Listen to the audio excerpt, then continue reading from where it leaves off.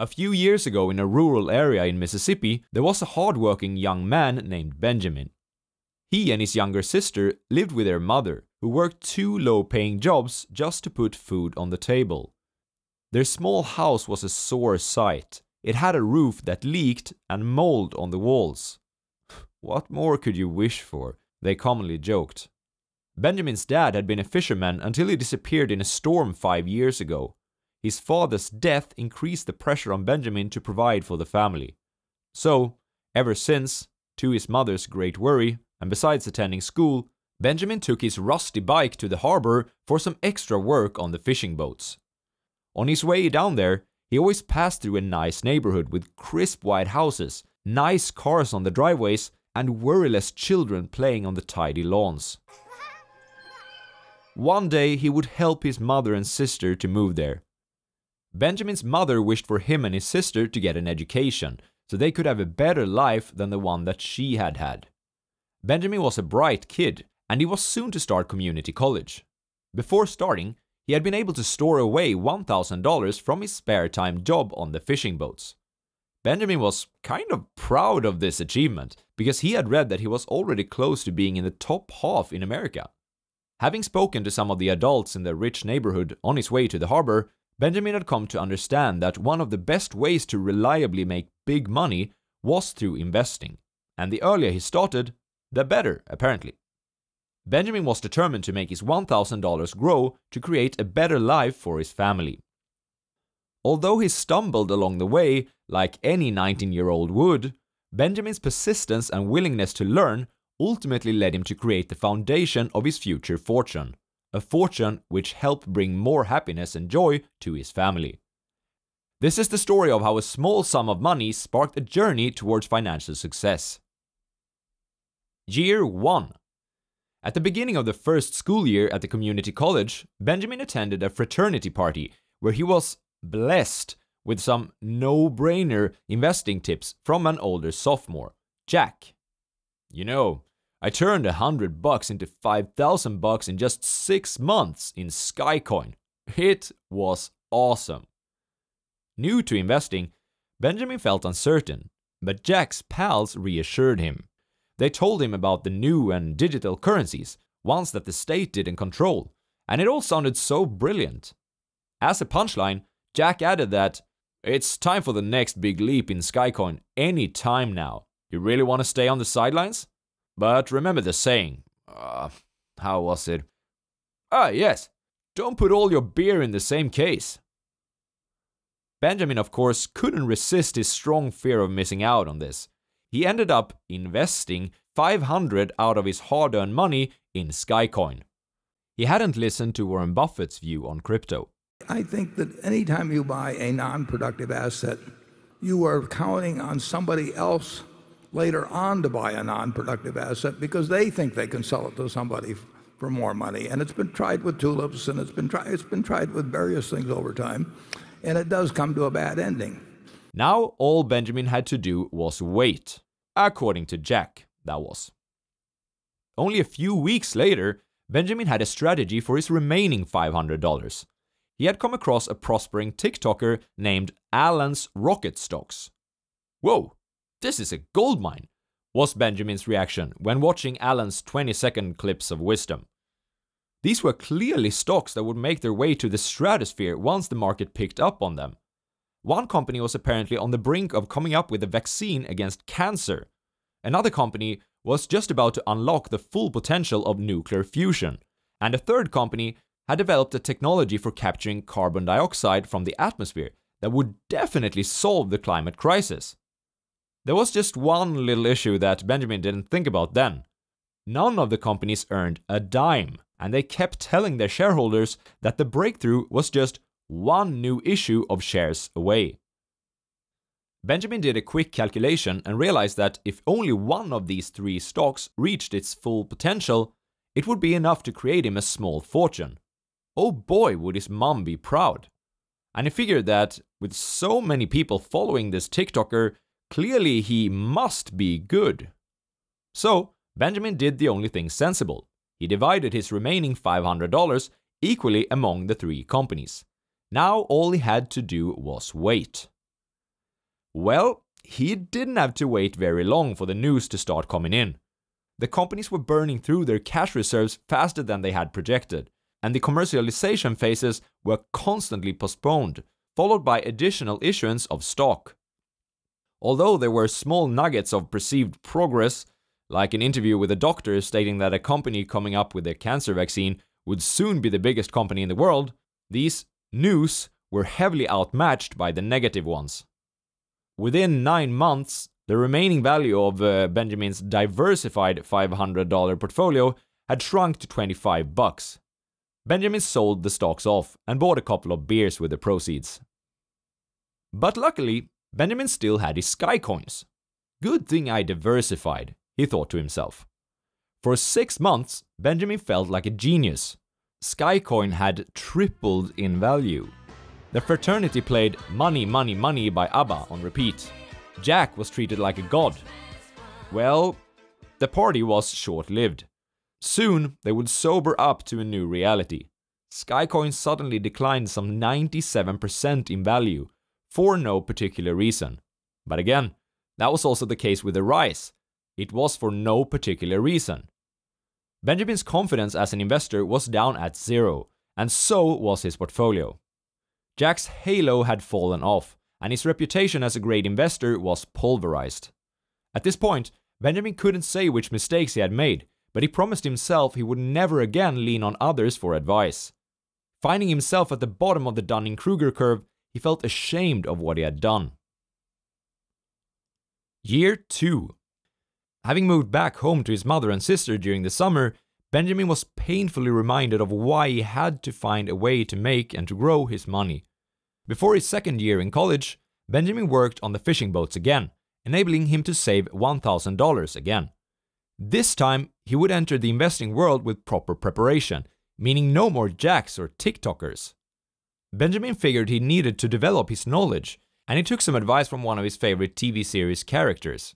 My brother has his sword, and I have my mind, and a mind needs books like a sword needs a whetstone. That's why I read so much Jon Snow. He went to the nearby bookstore and asked the clerk to be shown the section with personal finance and investment books. He did this for 2 reasons. One was because he actually didn't know his way around the store, and the other was because the clerk was quite cute. He hoped that his display of ambition would somehow impress her. She went to the section in the store dedicated to investing, with Benjamin on her tail. But, to his great surprise, she didn't stop there. She started pulling out books from the shelves, like she knew them by heart. You need the right role models. Buffett, Lynch and Greenblatt are among my favorites. These books will catapult you in the right direction. Just remember to have patience, she said, and held up a book called Snowball, with a smart-looking old man on the front. Feeling smitten by the clerk's intellect and charm, and reminded of his own stupid speculation in Skycoin and those rocket stocks last year, Benjamin only managed to stutter a quiet, "Thank you," before he left the store carrying 3 books worth $100 in his arms. He didn't know it by then, but those books would be the best investment he ever made, as they formed his investment philosophy. A few months later, Benjamin had finished the books, and using the sound principles of his new role models, Benjamin invested his remaining $900 in a bunch of cash-generating companies where he believed he paid cents on the dollar. A few of his college friends were surprised that he didn't choose index funds. Most of them were really scared of investing on their own after the Skycoin incident. However, Benjamin reasoned that his new role models didn't start out with index funds. They didn't outsource the investment process, and neither was he going to. The time to learn was here and now. Unfortunately, Benjamin happened to buy his shares just before a large correction took place, and his portfolio went down some 40% along with the rest of the market. To soothe his nerves, Benjamin rewatched a video of Munger a few times. In fact, you can argue that if you're not willing to react with equanimity to a market price decline of 50%, 2 or 3 times a century, you're not fit to be a common shareholder and you deserve the mediocre result you're going to get. He also remembered Buffett saying this on the same topic. The most important quality for an investor is temperament, not intellect. Well, Benjamin very much planned to stay put, but it was getting harder and harder the lower the market went. On a -6% day, he envisioned how he instead could have bought his little sister a new guitar. And on a -4% day, a full bag worth of groceries disappeared. His college friends had all sold out, and they joked around and kept asking him why he hated money so much. He thought about selling out too, and sending the remaining money back to his mother, giving up on investing altogether. His gut screamed at him, "Sell, you fool! You worked hard for this money, and you're throwing them all away!" The newspapers ran headlines that predicted it was 1929 and a nationwide depression all over again. Finally, despite his better judgment, Benjamin sold out. Shortly thereafter, the market started to climb upwards again. Benjamin's friends were now completely uninterested in investing, after having been burned twice, first in Skycoin and now by market volatility. If he mentioned the subject at a party, people would leave. Benjamin was unsure of how to proceed. He saw the market was up by 3%, 2%, even 5% in a single day, while staying on the sidelines. Just like after losing his first $1,000, he felt unsure about his capabilities. One day, when he mindlessly scrolled on Twitter, he encountered a thread by someone named Simon. The thread was a few weeks old, and it concluded how the stock market crash had created great opportunities in Simon's favorite companies. Benjamin examined Simon's profile and history, and it turned out that he was everything that the TikToker and Jack weren't. Simon was humble, transparent, and had a proven track record. It seemed like he was living and breathing the philosophies that Benjamin had read about in The Snowball, One Up on Wall Street, and The Little Book That Beats the Market. Moreover, Simon was comparing price and value in a way that seemed really reasonable.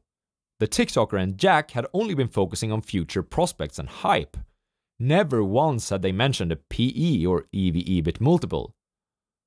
Even though Benjamin had promised to not lean on others for advice again, he couldn't help but admit that Simon seemed great and had come a long way in developing his investing skills. Desperate as he was, Benjamin wrote Simon a message, where he told the story about his background and his earlier failed attempts. To Benjamin's great shock, Simon wrote him back. "Benjamin, don't give up now. You are just getting started. Be glad you lost a bit of money now, while you have so little, instead of later when it would have been much more costly to make those same mistakes. I feel for you though. Most people make the mistake of getting out of the market too early at least once in their career. When you are new to this, you really need someone in your corner who yells, 'Don't jump, don't jump.'" While being a little annoyed about the "be glad that you lost a bit of money now while you have so little," Benjamin realized that he had found another great resource for accelerating his learning curve. Year 3. Having spent the summer back home with his sister and mother, Benjamin's determination to succeed was reignited, under the leaking roof and inside the walls with mold. That summer, he spent more time on the fishing boats than ever before, enabling him to save $2,000. He also spent more time strolling through the nice neighborhood, envisioning his family's comfortable future there. In addition to Simon, Benjamin had identified a few other prominent investors from whom he had much to learn. He also added Warren Buffett to the list of people that he would follow, but he wouldn't copy any of the Oracle's particular transactions because, well, Buffett said it best himself.